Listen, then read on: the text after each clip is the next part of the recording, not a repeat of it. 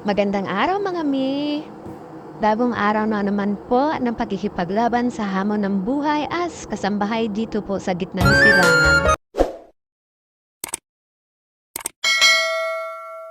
So ayun na nga mga mi. Tuwing Wow! pagising ko po ay talagang sa kusina ang diretso ko dahil dito po tayo magsisimula ng ating araw. Oh, So yes. magsisimula akong mag-prepare po ng aking pagkain bago po mag-work sa morning. Kasi kailangan natin kumain para sa lakas ng katawan na kailangan natin sa maghapon. Usually po dito po sa gitnang silangan, hindi po uso ang kain sa umaga dito. Kaya kung kasambahay ka dito sa gitnang silangan, dumiskarte ka rin paano ka kumain sa umaga dahil hindi ka pagsisilbihan ng amo mo sa pagkain dahil ang gising po nila ay talagang hapon na kaya ako po ganito po talaga ang dire-routine ko sa umaga. Kailangan kong kumain kaya ako mismo ang prepare ng pagkain ko. Wow! Sa tanghalian naman po namin yung aking amo talaga ang nagluluto. Oh, yes. Hands-on po talaga yan siya sa pagluluto. Ang galing mo pala dyan ah. Kahit po sa dinner, kahit anong klase ng luto po dyan, basta siya po ang nagluluto. Kahit po nandito yung mga anak niyang mga babae, siya po talaga ang nagluluto. Kaya sabi ko nga sa sarili ko, maswerte na din ako dahil napunta ako sa amo na hindi ka all around, as in all around, pati pagluluto ng pagkain nila. Dahil wala po talaga akong alam sa pagluluto pagdating ng pagkain nila. Kasi alam niyo na po, iba ang luto ng pagkain dito kaysa Pilipinas. Hindi po siya hindi siya same. Usually po dito Arabic food talaga. Pagdating naman po sa pagkain, ang gustong-gusto ko lang talaga dito sa aking amo bago yan kumain, kailangan nakasabay yung paghain ng pagkain ko. Hindi po yan siya napapakain sa akin ng tira-tira na katulad ng ibang amo na kailangan nauna silang kumain bago ka kumain at yung tira nila yun ang kakainin mo. No, no, no, no, no. Napakabait po ng amo ko. Pag nagsasandok po yan ang tanghalian namin, kailangan nandoon yung plato ko at ayaw na ayaw niya ang maliit na plato. Ang gusto po niya ay malaking plato. Dahil ang sabi po niya kapag hindi mo yan naubos, ilagay mo sa rep para may kainin ka sa morning dahil hindi tayo nagluluto sa morning. Kaya yan po ang gustong gusto ko sa kanya. Concerned po talaga yan siya sa akin about sa pagkain. Kahit po nandito yung mga anak niya, lamang po yung dami ng pagkain ko sa pagkain nila. Kahit po maghati-hati na yan sila, basta yun sa akin buo pagdating po sa pagkain. Ganun po yan siya kabait sa akin.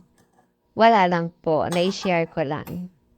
So ngayon nga po, ang ating kakainin ay magtutuna lang po ako tsaka bread kasi po, yun nga, ayaw po talagang lumaki. Wala po kasi akong trabaho masyado dito. Pagka 9 po mamaya, tapos na yung trabaho ko sa paglilinis ng CR, wala na akong gagawin. Uupo na lang ako, kaya mini-minus ko yung pagkain ko ng rice. Although may rice ako sa rep, pero Baliw ka yata eh. hindi ko muna siya kakainin. Kakainin ko lang siya pag wala kaming lunch. Gago! Fast forward po tayo mga mate, tapos na pong kumain at yan sinisimulan ko ng i-segregate yung aking mga pinag-uurungan kagabi bago ako matulog. So yan ang gagawin ko pagkatapos kong kumain ay maglinis na ng kusina at maghugas ng kunting hugasin. At pagkatapos ko nga po sa kusina ay nandito na ako sa sala para po dito sa ating paglilinis. Ayan, kinukunan ko lang po ng mga alikabok yung television at maalikabok po sa aking paningin. And then, konting walis-walis lang po dito kasi na-vacuum ako kahapon at wala namang masyadong dumi at walang bata. Kapag may bata po is twice a day po ako mag-vacuum. But now, and other day po yan. Ganun po ako mag-vacuum kapag walang bata. So yan, ganyan lang po yan kasimple.